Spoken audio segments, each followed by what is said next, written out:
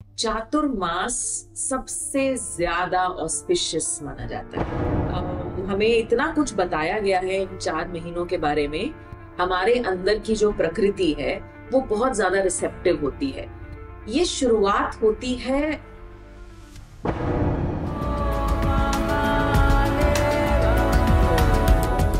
नमः पार्वती पतये हर हर महादेव।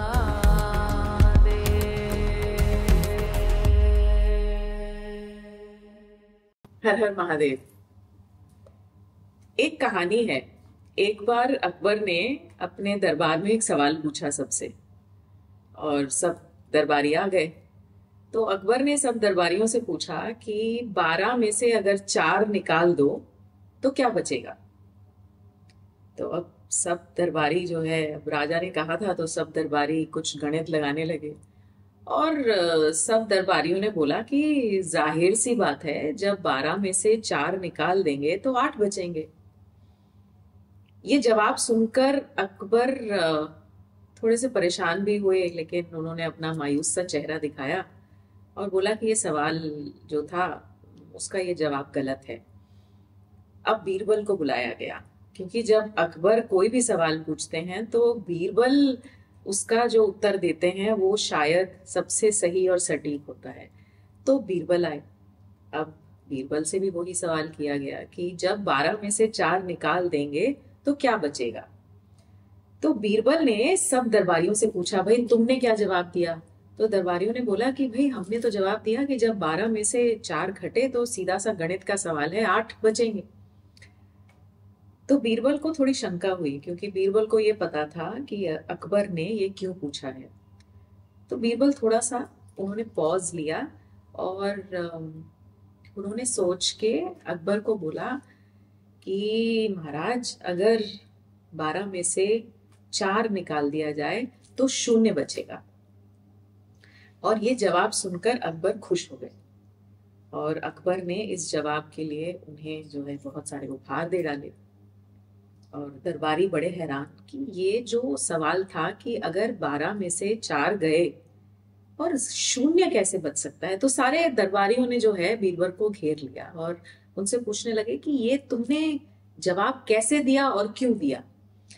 कहीं ना कहीं बीरबल इसका जवाब जानते थे। तो बीरबल ने बोला, सुनो। अब उन्होंने 2 तरह के जवाब दिए। एक था आध्यात्मिक जवाब, और एक जो वो पूछना चाह रहे थे उसका जवाब था। तो एक प्राकृतिक जवाब मैं बोल सकती हूँ और एक जवाब मैं बोल सकती हूँ कि आध्यात्मिक जवाब था। अब इसका थोड़ा सा इंटरप्रिटेशन करते हैं हम। इसका इंटरप्रिटेशन ये है कि साल में 12 महीने होते हैं, और इन 12 महीनों में कुछ 4 महीने ऐसे आते हैं जिसको हम चातुर्मास कहते हैं। यानी कुछ 4 महीनों का ऐसा संग्रह जिसको हम चातुर्मास कहते हैं। और निश्चित रूप से इन 4 महीनों का सिग्निफिकेंस, इन 4 महीनों की मान्यता, इन 4 महीनों का जो एक ऑस्पिशियसनेस है वो शायद इतनी ज्यादा है कि अगर इन 4 महीनों को इन 12 महीनों में से निकाल दिया जाए तो शायद 0 ही बचेगा। अब इसको समझते हैं प्राकृतिक तौर से। ये जो 4 महीने होते हैं, ये 4 महीने होते हैं बारिश के महीने। 12 महीनों में से 4 महीने कहीं ना कहीं पृथ्वी पर बारिश पड़ती है, और जब बारिश पड़ती है तो प्रकृति खिल जाती है। जो हमारा सॉइल होता है, जो मिट्टी होती है, वो बहुत रिसेप्टिव हो जाती है, फर्टाइल हो जाती है।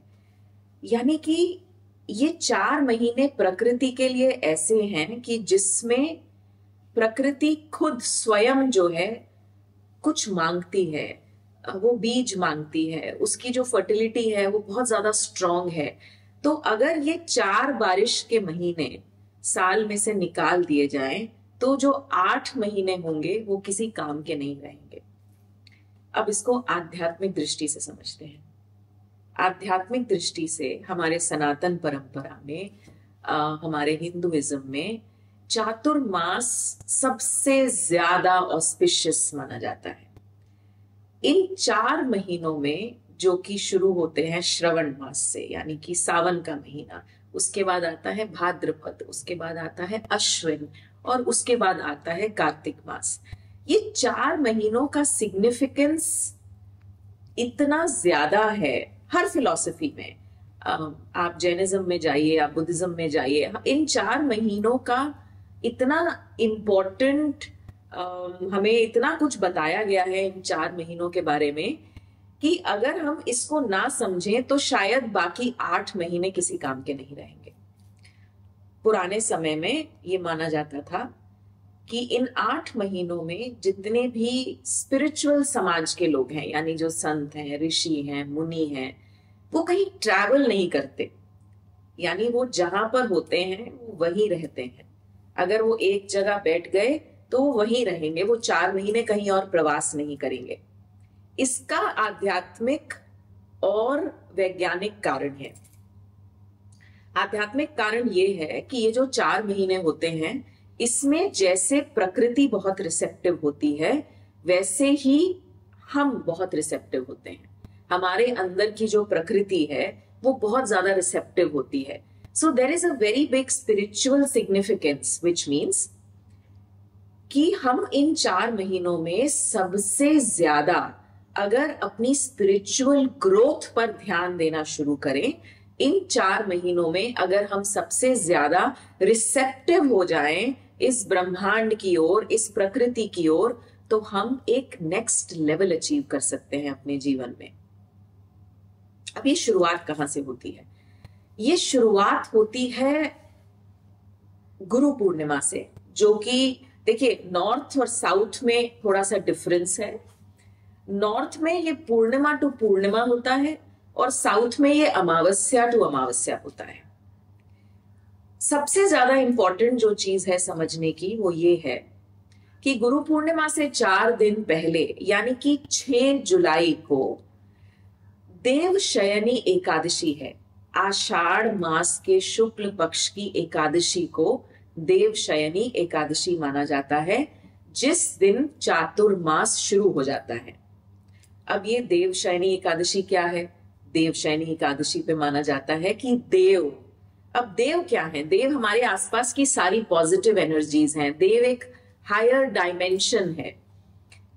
हम ये कहते हैं कि विष्णु जी जो हैं वो 4 महीनों के लिए योग निद्रा में जाने वाले हैं 6 जुलाई को। अब ये योग निद्रा क्या है? अब विष्णु जी सो जाएंगे, ऐसा हमें नहीं सोचना चाहिए। स्पिरिचुअली और एक योगिक भाषा में अगर हम इसको देखें तो हम उसको कहते हैं कि वो योग निद्रा में जा रहे हैं। योग निद्रा का मतलब है, अब कहीं योग शब्द जुड़ गया तो इसका मतलब एक हार्मनी आनी चाहिए, इसका मतलब कोई जुड़ाव आना चाहिए, कुछ मिल रहा है। तो विष्णु जी का, श्री हरि का योग निद्रा में 4 महीने के लिए जाने का मतलब है कि अब वो शायद एक स्थिति में जा रहे हैं। अब वो, क्योंकि उनको इतनी सारी ऊर्जा चाहिए, पूरे संसार का पालन करते हैं, इतना कुछ देखते हैं, तो इन 4 महीनों में आप मान लीजिए कि वो योग में जा रहे हैं। That he will be resting, but he will still be alert. जब हम योग में भी योग निद्रा करते हैं तो हम एक प्रोसेस से आपको लेकर जाते हैं कि आप जो है, आपका जो सबकॉन्शियस माइंड है, जो आपका अवचेतन मन है, कॉन्शियस माइंड है, जो आपका चेतना है, वो कहीं मिल जाए, वो इस एनवायरनमेंट से भी एक हो जाए, माइंड बॉडी स्पिरिट का एक यूनियन हो जाए। तो विष्णु जी का योग निद्रा में जाने का मतलब है कि अब वो अपनी स्थिति को अब कुछ और एक्यूमुलेट करने वाले हैं हमारे लिए। तो जब विष्णु जो है वो योग निद्रा में चले जाएंगे तो इस पूरी सृष्टि का पालन कौन करेगा? सबसे पहले तो जब चातुर्मास की शुरुआत होती है देवशयनी एकादशी से, तो सारे शुभ कार्य बंद हो जाएंगे। अब कोई शादी नहीं होगी, अब कोई गृह प्रवेश नहीं होगा, अब कोई मुंडन नहीं होगा, अब कोई नामकरण संस्कार नहीं होगा। ऐसी हमारी पद्धति है। आजकल हालांकि लोग कुछ भी कर लेते हैं, पंडितों के पास जाकर कुछ भी शॉर्टकट, ये डेट निकाल दीजिए, वो डेट निकाल दीजिए, सब कुछ कर लेते हैं। पर वैसे अगर देखा जाए तो इन 4 महीनों में कोई भी शुभ कार्य नहीं करने चाहिए, क्योंकि शुभ कार्य जो होते हैं ना, शादी विवाह मुंडन संस्कार पार्टी, ये सब होता है भोग, लेकिन ये जो समय है ये है योग का। तो अगर हम अपने आप को भोग वाली एनर्जीज में डाल देंगे तो जो हमारी योग वाली एनर्जीज हैं वो बहुत डिप्लीट हो जाएंगी। इसलिए इन 4 महीनों में हमें भोग से रिलेटेड कोई भी काम नहीं करना है, कोई शादी ब्याह नहीं होगी, कोई शॉपिंग नहीं होगी, कुछ नहीं होगा। हम केवल ध्यान देंगे अपनी इंटरनल डेवलपमेंट पे, अपनी स्पिरिचुअलिटी पे, अपनी आध्यात्मिक यात्रा पे। इसके बाद जब विष्णु जी अपनी योग निद्रा में चले गए और उन्होंने बोल दिया कि अब देखिए, अब आई एम नॉट अवेलेबल, अब मैं जो है किसी भी शुभ कार्य के लिए मैं अवेलेबल नहीं हूं, क्योंकि हमें पता है कि विष्णु जी के बिना शुभ कार्य हो नहीं सकते। अब जब वो चले गए और उनके कपाट हो गए बंद, तो अब इस पूरी सृष्टि को कौन देखेगा? इस चातुर्मास में इस सृष्टि को देखते हैं हमारे महादेव, हमारे शिव। और जब शिव आते हैं इस सृष्टि को देखने, इस सृष्टि को संभालने, तो वो बहुत अलग ऊर्जा लेकर आते हैं। तो चातुर्मास से हम ये भी समझ सकते हैं कि अब कहीं ना कहीं शिव की ऊर्जा बहुत प्रोमिनेंट होने वाली है। इसलिए देवशयनी एकादशी के बाद सबसे पहला त्योहार जो आता है वो आता है गुरु पूर्णिमा का त्योहार।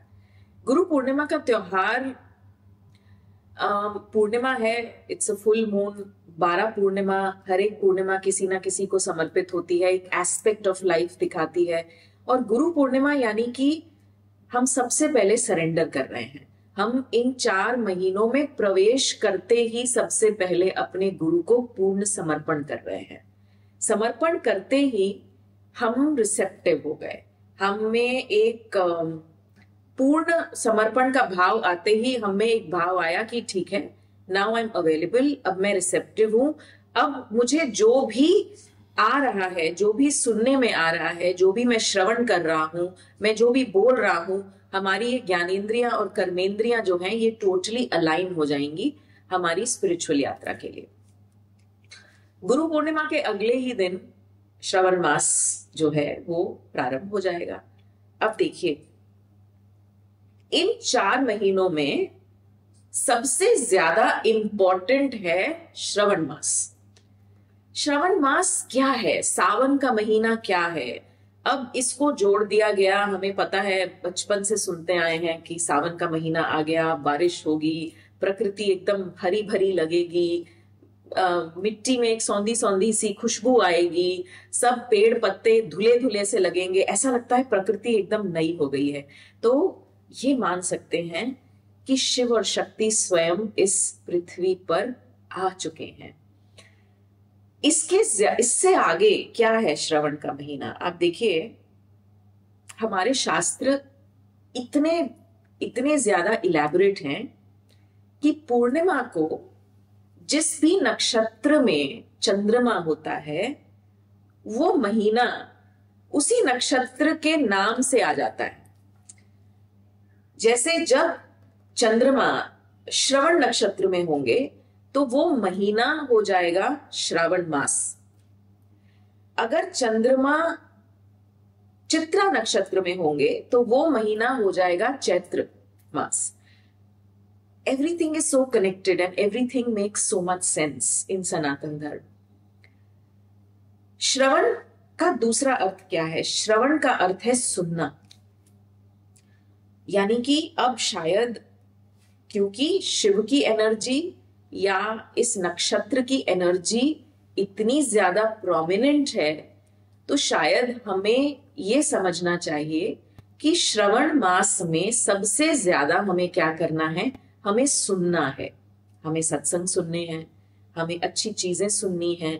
यानी अपनी ऑर्गन्स ऑफ एक्शन और ऑर्गन्स ऑफ परसेप्शन, अपनी ज्ञानेंद्रियों को और कर्मेंद्रियों को प्योरिटी की तरफ हमें लेकर जाना है। हमें कुछ गलत बात नहीं सुननी, हमें कुछ गलत बात नहीं बोलनी, हमें कुछ गलत नहीं देखना, हमें कुछ गलत नहीं छूना। यानी प्योरिफिकेशन का मंथ है ये। तो सब चीजें हमें शिव के साथ अलाइन करनी है। इसीलिए इस मास में, इस महीने में इतनी सारी रिलीजियस एक्टिविटीज और स्पिरिचुअल एक्टिविटीज हमें दी जाती हैं कि हम ऑटोमेटिकली कुछ गलत नहीं कर पाते। अब मान लीजिए हमें सावन के सोमवार रखने हैं। अब हमें सावन के सोमवार रखने हैं, हमें महादेव पर जल चढ़ाना है, हमें गौरी की पूजा करनी है। कई बार जो है बहुत सारे लोग सोमवार का और शुक्रवार का दोनों व्रत करते हैं, सामान इकट्ठा करते हैं। कहानी ये भी है कि श्रवण मास में ही महादेव ने जो है हलाहल विष पिया था, और फिर इस विष को ग्रहण करके जब वो बैठ गए, पूरे विश्व को उन्होंने बचा लिया। तो सभी देवी देवता उनके इस विष को, उनकी उस स्थिति को शांत करने के लिए उन्होंने जो है उन पे दूध चढ़ाया, उन पे शहद चढ़ाया, जो भी ठंडी तासीर की चीजें होती हैं उन पे चढ़ाई, जिससे कि इस विष के कारण जो उनको तकलीफ हो रही है वो शांत हो जाए। गंगा का पानी उन पर चढ़ाया गया।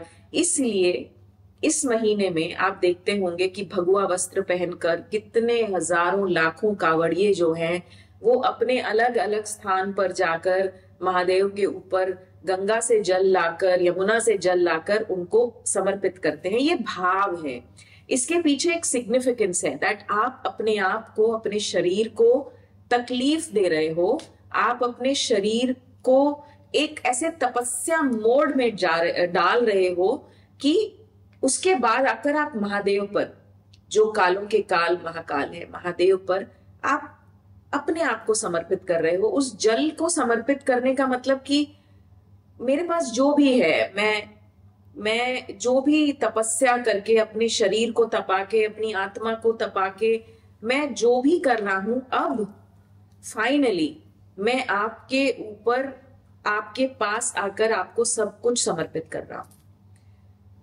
यानी श्रावण मास में हम क्या कर रहे हैं, हम क्या देख रहे हैं, हम क्या सुन रहे हैं, वो इंपॉर्टेंट है। अब आप इसको जोड़िए चातुर्मास का पहला महीना, और अब हम बोल रहे हैं कि जो हमारे गुरुगण होते हैं वो ठहर जाते हैं, वो कहीं और नहीं जाते। यानी उस जगह, उस गांव, उस शहर के आसपास जो भी लोग होते हैं वो गुरु की वाणी को सुनने आते हैं, वो सत्संग में आते हैं, वो अच्छी बातें सुनते हैं, और कहीं ना कहीं कल्याण होता है। बिकॉज रिसेप्टिविटी इतनी हाई है, तो जो चीज आपने 8 महीने में नहीं की वो आप अगर इन 4 महीनों में कर लोगे तो योर रिजल्ट्स विल बी कहीं 100 times more. That is the significance of this month. एक और चीज है, जो हम बोलते हैं कि साधु संत कहीं प्रवास नहीं करते, ट्रैवल नहीं करते, एक ही जगह पर रुक जाते हैं, उसके पीछे एक और वैज्ञानिक कारण भी है।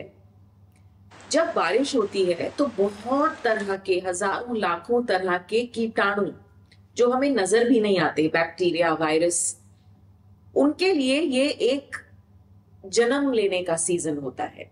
आप देखिए काई भी अगर जमती है, जब बारिश होती है तो जगह जगह काई जम जाती है, छोटे छोटे मक्खी मच्छर होते हैं। काई में भी बहुत सारे बैक्टीरिया होते हैं, बहुत सारे वायरसेस ऐसे होते हैं जो दिखते नहीं हैं लेकिन हैं। आप देखिए हमारा सनातन धर्म कितना सेंसिटिव है दैट जब संत गुरुगण एक ही जगह पर रहते हैं, प्रवास नहीं करते, यानी वो कहीं ना कहीं जन कल्याण और इन छोटे छोटे कीटाणुओं की रक्षा भी कर रहे हैं। दे इंश्योर कि कहीं उनके चलने से, कहीं उनके आने जाने से कोई जीव हत्या ना हो जाए। See the level of sensitivity towards प्रकृति, यानी कि हम अपनी प्रकृति के प्रति कितना ज्यादा सोच रख सकते हैं, ये दिखाता है हमारा सनातन धर्म। तो एक जगह पर रुकने का मतलब है कि हम उस जगह जो है अपनी ऊर्जा फैला रहे हैं, धर्म फैला रहे हैं, ज्ञान दे रहे हैं, विजडम बांट रहे हैं, लेकिन उसका एक कारण ये भी है कि हम कहीं ना कहीं जीव हत्या से भी बच रहे हैं। श्रवण मास में बहुत ऐसी चीजें हैं जो हम कर सकते हैं to seek grace of Mahadev. आप व्रत रखिए, आप सोमवार रखिए या ना रखिए, यथाशक्ति आपकी तबीयत अगर ठीक है, लेकिन कुछ कुछ छोटी छोटी ऐसी चीजें होती हैं जो हमें श्रवण मास से 4 महीने तक छोड़ देनी चाहिए। और सबसे इंपॉर्टेंट इसमें है कि हमें एक सात्विक लाइफस्टाइल जीना है। सात्विक लाइफस्टाइल मतलब सबसे पहले अपना अन्नमय कोश, यानी अपनी खाना पीना, उसको सही करना है। आप प्याज छोड़ दीजिए, आप लहसुन छोड़ दीजिए, चाय कॉफी आप मिनिमम कर दीजिए, यानी जो भी तामसिक वस्तु है, बिल्कुल शराब को आप हाथ मत लगाइए, नॉन वेजिटेरियन फूड का तो बिल्कुल मतलब ही नहीं होता। कहाँ एक तरफ हम जीवन को की संरक्षण की बात कर रहे हैं और दूसरी तरफ हम जानवर को मार के खा रहे हैं। यानी इन 4 महीनों में आप कोशिश करिए कि आप कुछ भी ऐसा ना करें कि आप जीव हत्या का पार्ट बने। आप अपने अंदर केवल सात्विक ऊर्जा का संचालन करिए। सात्विक ऊर्जा हमारे खाने से आती है और सात्विक ऊर्जा आती है हमारे स्टेट ऑफ माइंड से। अच्छी चीजें सुनिए, मंत्र जाप करिए, सुबह शिव चालीसा पढ़िए, शिव नमः शिवाय का जाप करिए, शाम सदाशिव का जाप करिए, या आपके गुरु ने जो आपको नाम जाप दिया हुआ है उसका आप जाप करिए। इसके अलावा ऐसी बहुत सारी और चीजें हैं जो कि इस समय में हमें कर लेनी चाहिए। देखिए, when I say that the soil is receptive and the soil is ready, गीला है, मिट्टी गीली है, तो उस समय हम बीज डाल देते हैं। इस समय आपके अंदर की रिसेप्टिविटी भी बहुत हाई है। तो यथा ब्रह्मांडे तथा पिंडे एंड वाइस वर्सा, यानी कि जो ब्रह्मांड में इस समय ऊर्जा है वही ऊर्जा हमारे अंदर है। तो अगर ब्रह्मांड में प्रकृति तत्व इस समय बहुत रिसेप्टिव है तो हमारे अंदर भी जो प्रकृति तत्व है वो भी बहुत रिसेप्टिव है। इस समय इन 4 महीनों में अगर आप एक सात्विक प्रवृत्ति रख पाते हो, यानी you are very very pure and devoted, ये समय है आपके लिए बीज डालने का। अब ये कौन से बीज डाल सकते हैं आप? सबसे पहले तो ये कंसेप्शन के लिए ये महीने बहुत अच्छे होते हैं, लेकिन कंसेप्शन आपको किस भाव से करना है। अगर आप एक बच्चे की इच्छा रखते हो तो वो इच्छा क्यों आनी चाहिए और कैसे आनी चाहिए? इस समय जो गर्भवती महिलाएं हैं उनको क्या सोचना चाहिए? ये 4 महीने आपके जीवन में बहुत बहुत परिवर्तन कर सकते हैं। आपके जीवन में ये आपके बच्चे में बहुत सारी ऐसे गुण डाल सकते हैं, सतोगुण डाल सकते हैं, उस आत्मा की चेतना बढ़ा सकते हैं, उसको एलिवेट कर सकते हैं। इसके अलावा अगर आप कभी कुछ सोच रहे हो कि आपको कोई बिजनेस शुरू करना है, या आपको कोई स्टार्टअप लगाना है, या आपको अपने अंदर कोई परिवर्तन करना है, कोई नई चीज शुरू करनी है, कोई नया डिसिप्लिन शुरू करना है, उसके लिए ये जो 4 महीने हैं, इन 4 महीनों में आप बीज डाल दीजिए। आप अपना उसको मैनिफेस्टेशन आप बोल सकते हो या अफर्मेशन कह सकते हो। आप इन 4 महीनों में वो ठान लीजिए कि अब आपको इन महीनों में ये करना है। सिर्फ करना नहीं है, सिर्फ मतलब बोलना नहीं है, लिखना नहीं है, उसके लिए आपको एक्टिविटी भी शुरू करनी है। जब हम बीज डालते हैं तो हमें क्या करना होता है? जब हमने बीज डाल दिया तो एक तो जो चीज नहीं करनी है वो ये है कि हमें बार बार उस बीज को खोद के नहीं देखना, उगा या नहीं उगा, उगा या नहीं उगा, है ना। ऐसे ही कभी कभी क्या होता है, जब हम कोई आइडिया सोचते हैं, जब हम कोई संकल्प कर लेते हैं तो बहुत जल्दबाजी आ जाती है। हम उसको बार बार रोज देखते हैं, क्या हुआ उसका, कुछ हुआ क्या, क्या उसका कुछ हुआ क्या। ऐसा नहीं करना है हमें क्या करना है, जब प्रकृति ऑलरेडी इतनी रिसेप्टिव है, जब already mother earth is so receptive and she is welcoming everything new, then हमें क्या करना है, हमें वो बीज डाल के उसको छोड़ देना है। जब हम बीज डाल के छोड़ देते हैं तो कहीं ना कहीं जो नेचुरल फोर्सेस होते हैं वो अपने आप काम करना शुरू करते हैं। आपका पुरुषार्थ कहाँ जाना चाहिए? एक तो नेचर हो गया, आपका जो पुरुषार्थ जाना चाहिए वो जाना चाहिए कि आप जब कोई बीज डालते हो तो उसकी देख रेख कैसे करते हो। आप उसमें थोड़ा पानी डालते हो, आप रोज जाके उसका ध्यान करते हो, आप क्यारी को ठीक करते हो।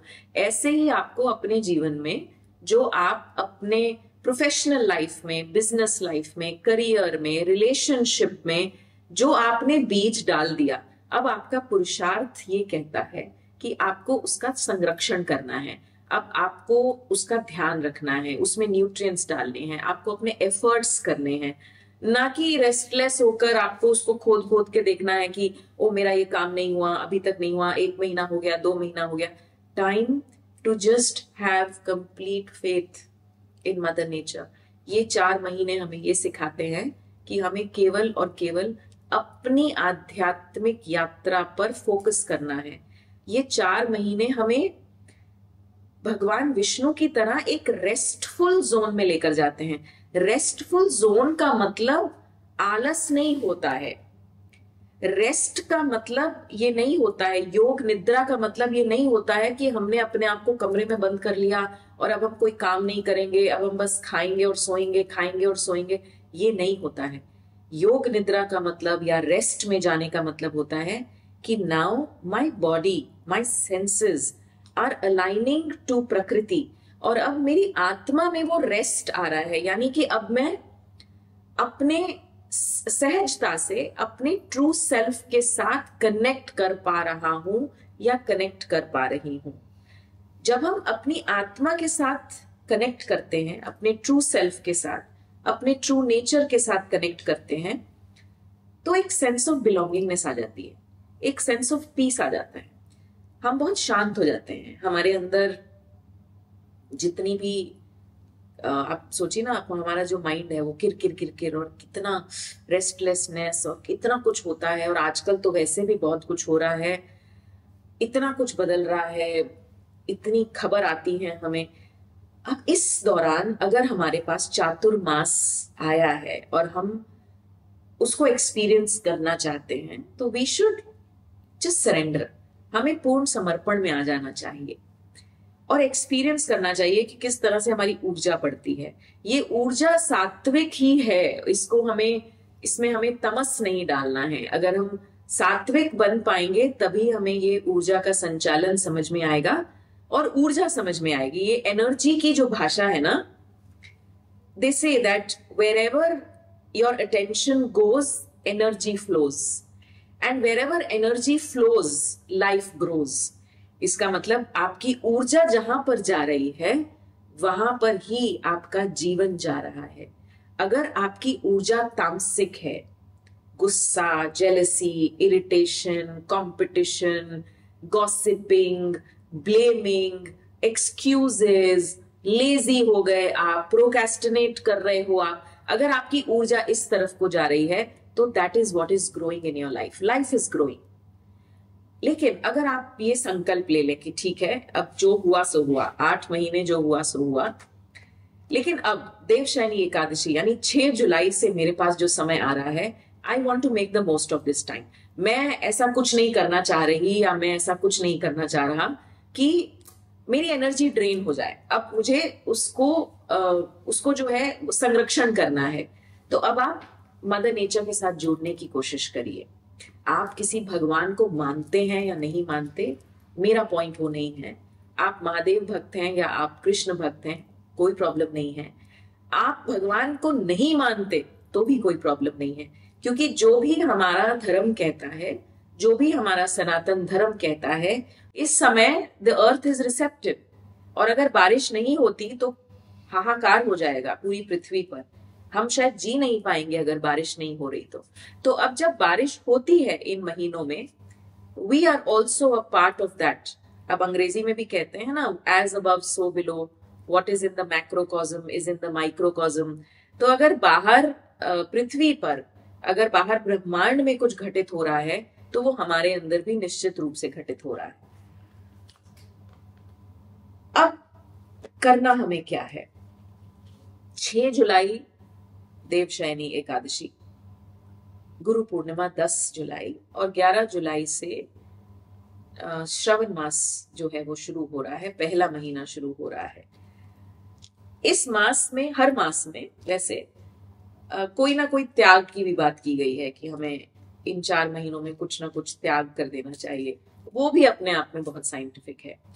अब इस समय जो है बहुत कीड़े मकोड़े आ गए हैं, इसलिए श्रवण मास में हम लोग त्याग कर देते हैं पत्ते की सब्जियों का। अब अगर आप इस महीने में पत्ते की सब्जियां खाओगे तो आपके दोष भी हिल जाएंगे। तो उन पत्तों पर निश्चित रूप से कोई ना कोई वायरस, कोई ना कोई बैक्टीरिया होता है। और इस समय हम बोलते हैं कि देखिए, आप पत्तों की सब्जी का त्याग करिए। और इस समय होती भी नहीं है पत्तों की सब्जियां। कई लोग सोचते हैं कि कहीं ना कहीं से पत्तों की सब्जियां अगर हम प्रोक्योर कर लेंगे तो वो बहुत एग्जॉटिक कैटेगरी में आ जाएगी।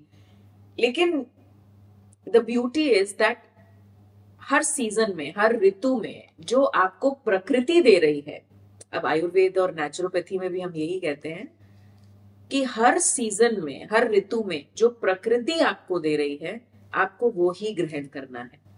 क्योंकि आपका शरीर, आपकी बॉडी इतनी ज्यादा अलाइंड होती है प्रकृति से दैट आपके दोष, आपकी डाइजेशन कैपेसिटी, आपका metabolism is completely aligned to mother nature.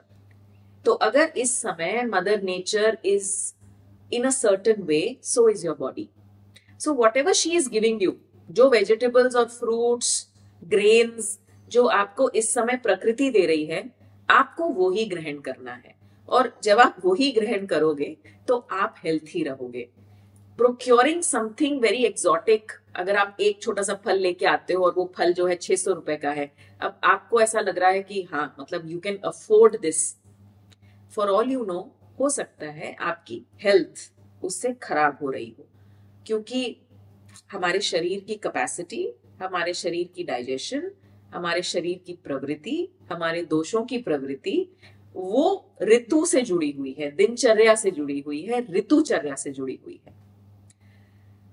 तो मैं तो यही मानती हूं कि ये जो चातुर्मास है, ये जैसे मैंने जो शुरुआत में बोला कि अकबर का भी जो सवाल था अपने दरबारियों से और बीरबल से, वो यही था कि शायद आध्यात्मिक दृष्टिकोण से और प्राकृतिक दृष्टिकोण से अगर हम ये 4 महीने निकाल देते हैं तो 0 हो जाता है सब कुछ। और अगर हम इन 4 महीनों में कुछ छोटी छोटी चीजें फॉलो कर लेते हैं, छोटे छोटे अपने लाइफस्टाइल में कुछ चेंजेस कर लेते हैं, तो the growth on the physical, emotional, mental, spiritual, financial, behavioral, social level is multifolds।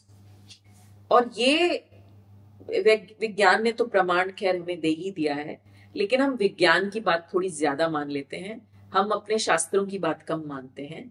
तो इसीलिए मेरा हमेशा यही प्रयास रहता है कि मैं आपको शास्त्र भी बता दूं और उसका वैज्ञानिक कारण भी दे दूं, उसको थोड़ा सा सिंप्लीफाई भी कर दूं आपके लिए, जिससे कि it makes sense to you. और आप अपने परिवार में, आप कोई भी प्रोफेशनल हो, आपकी professional life back to back हो, it doesn't matter, but these small things. क्योंकि एक और चीज बोलना चाहती हूँ, हमारे शास्त्रों ने सिर्फ संतों को दिमाग में रख के नहीं लिखे हैं शास्त्र। हमारे शास्त्र जो लिखे गए हैं वो हर प्रोफेशन को दिमाग में रखकर लिखे गए होंगे। इतनी ज्यादा एवोल्यूशन और इतना ज्यादा एलिवेशन है वहां पर।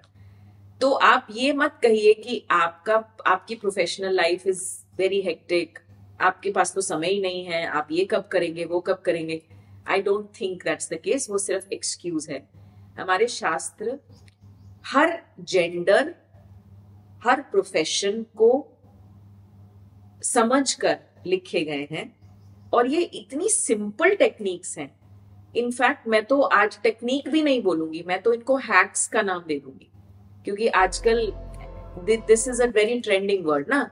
तो मैं तो ये बोलूंगी कि ये तो हैक है आपके जीवन में, क्योंकि इसमें कोई आपको लंबी चौड़ी पूजा करने की जरूरत नहीं है। यथाशक्ति यथा श्रद्धा, आपकी जो शक्ति है शक्ति अनुसार करिए, श्रद्धा अनुसार करिए। आप बहुत बूढ़े हैं, आप बहुत बीमार हैं, तब भी ये 4 महीने आपको बहुत अच्छा फल दे सकते हैं। आप छोटे से बच्चे हैं तब भी आपको ये बहुत फल दे सकते हैं। आप बहुत बिजी हैं तो भी। तो आप ये एक्सक्यूज मत दीजिए कि आपके पास समय नहीं है, या इन महीनों की सिग्निफिकेंस बहुत ज्यादा आपको बांध रही है, या आपको बहुत कुछ करना पड़ेगा। ऐसा कुछ भी नहीं है।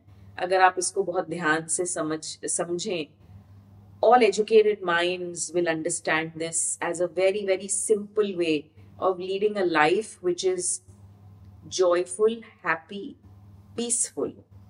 Because at the end of the day, मुझे लगता है कि हमारे पास पैसा है या नहीं है, पोजीशन है या नहीं है, हम सबको ना पीस चाहिए, जॉय चाहिए। This is the ultimate purpose of life.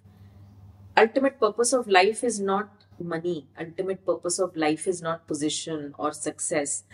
Success भी चाहिए क्योंकि success के बाद peaceful होना है। पैसा भी चाहिए क्योंकि पैसे के बाद हमें खुश होना है, हमें सुख चाहिए उस पैसे से। तो जब हम इनवर्ड जाते हैं, ये 4 महीने जो श्रवण मास हो गया, भाद्रपद, अश्विन और कार्तिक, ये 4 महीने हमें फोर्स कर देते हैं, ये 4 महीने हमें हेल्प कर देते हैं कि हम अपनी इंटरनल जर्नी को बहुत सहज रूप से आगे लेकर जा सकते हैं। There is no effort, it's like you sail with the wind और you sail against the wind. तो जब आप विद द विंड सेल करते हो तो उसमें एफर्ट ज्यादा नहीं लगता, बिकॉज नेचर आपको सपोर्ट कर रहा है। जब आप अगेंस्ट द विंड सेल करते हो तो आपका मसल पावर बहुत ज्यादा लगता है, आप बहुत थकते हो, आपको स्ट्रैटेजी लगानी पड़ती है, आपका दिमाग, you know, your focus changes on how you will fight the wind.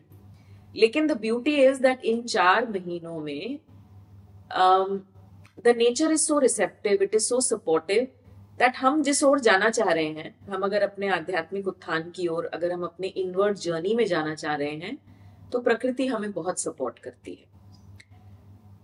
और मेरे हिसाब से तो ये वाला जो महीना है, जो श्रवण मास का महीना है, ये महादेव के आगमन का महीना है। इसमें कहीं ना कहीं एक ऐसी ऊर्जा, क्योंकि चंद्रमा श्रवण नक्षत्र में होंगे तो महादेव का आगाज आ जाता है, उनके आने की एक सौंधी सौंधी सी खुशबू भी आने लगती है कि हाँ अब महादेव आने वाले हैं। पार्वती माँ उनके साथ आएंगी, शक्ति और शिव साथ होंगे, नृत्य करेंगे, इतना सुंदर माहौल है। इसी भाव में डूबना सही है। और श्रवण बहुत जरूरी है, जैसे मैंने बोला इस महीने का नाम ही है सुनना। तो बस सुनिए और यही मानिए कि पाप हर, दुख हर, दरिद्र हर, रोग हर। नमः पार्वती पतये, हर हर महादेव।